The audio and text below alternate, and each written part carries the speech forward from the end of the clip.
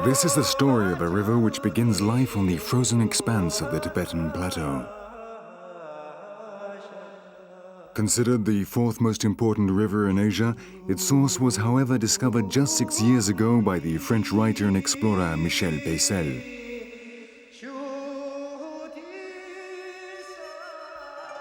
As it flows through China, it is known as the Turbulent River.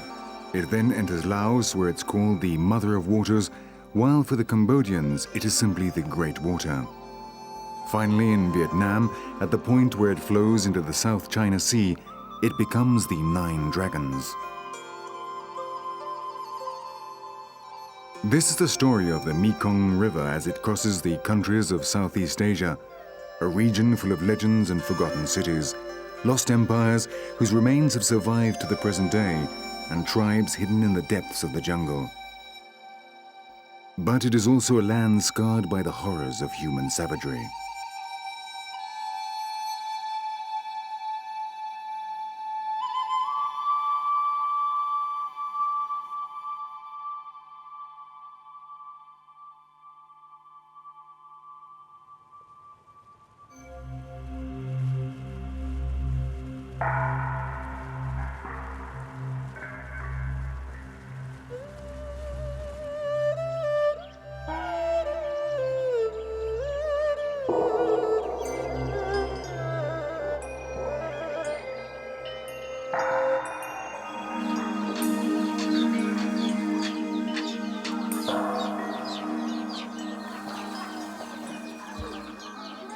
Dawn is rising in the mountains of Anam, and like every morning, Busneng starts the day with the Opium Ceremony. There's a traditional rule which allows men to smoke opium once they reach the age of 40 and have had children. Busneng is 43 years old and is married to Bojam, who is only 29, though a hard life has made her look much older. Together they have had 5 children, with another now on the way. They live in a modest shack made from bamboo, and unlike the majority of the tribes of Southeast Asia, their house is not raised up above the ground. There are 2 entrance doors, one for men and the other for women, but this division is only used for the wedding ceremonies. Inside there is just one room. This is where everyone sleeps, as well as being the kitchen and the place where they store rice. There are no windows, and around the walls they hang baskets, tools for working the land, medicinal plants, food, and kitchen utensils.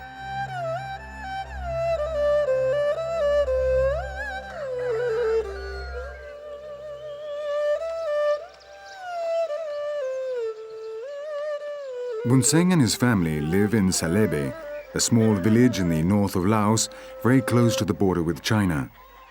They belong to the Ekor Tribe, one of the 30 ethnic minorities which originated on the high steppes of Tibetan Mongolia and now live in these lands at an altitude of 1,300 meters. Their fear of the lowlands comes from a Hmong proverb which says, "If you don't fear hunger, stay in the mountains, but if you don't fear death, then go to the plains." Activity in the village begins at sunrise, but by this time the married women have already been at work for hours, cleaning the house and preparing the fire and the food. Then they meet at the spring to collect water which they transport in bamboo canes.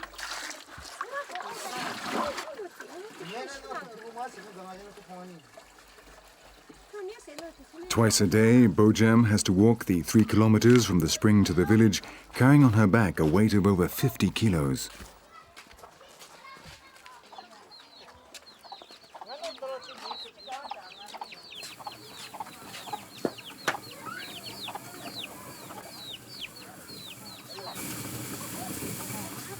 Meanwhile, both Chang Vang and Niyai, the eldest daughters of Bojam, grind the rice. For the Ekor, rice is not only the basis of their economy and their diet, it is the center of their lives and, as such, occupies much of their time. Agriculture is their main activity, though they also own buffaloes and farm animals, which are a valuable additional food source, especially at the end of the dry season, when rice is at its scarcest.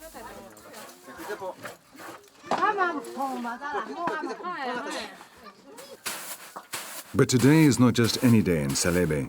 Today is the 5th of February and the women are preparing the rice in order to celebrate the new year. Then they prepare special cakes and rice liqueur. They dye the rice red, green and yellow.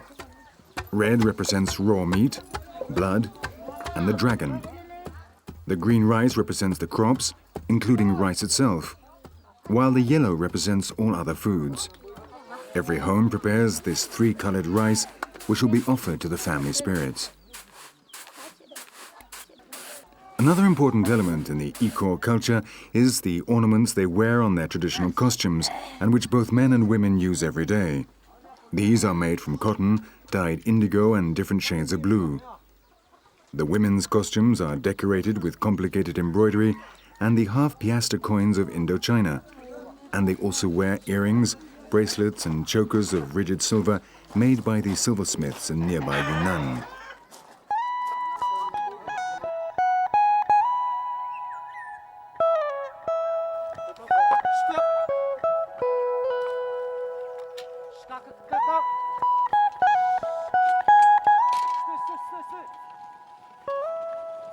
Sometime after 11 in the morning, the first man ready to work finally appears. The first rains will come soon and the paddies must be ready to plant the rice. They decided to begin the New Year celebrations a few days ago, and the women's patience is running out. They not only clean the house, grind the rice, prepare the meals and fetch the water and wood, but are also responsible for educating the children and passing on the traditions of their culture.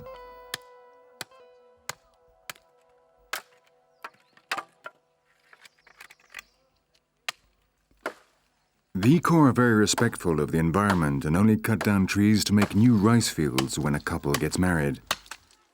Every day they cut only the wood they need to cook and heat, and although other neighboring tribes have found a good source of income from selling wood to Thai and Vietnamese merchants, the Ekor respect the jungle so much that the women, when they have finished cutting wood, place a leaf in their mouths and sing a song to the forest, thanking it for its generosity.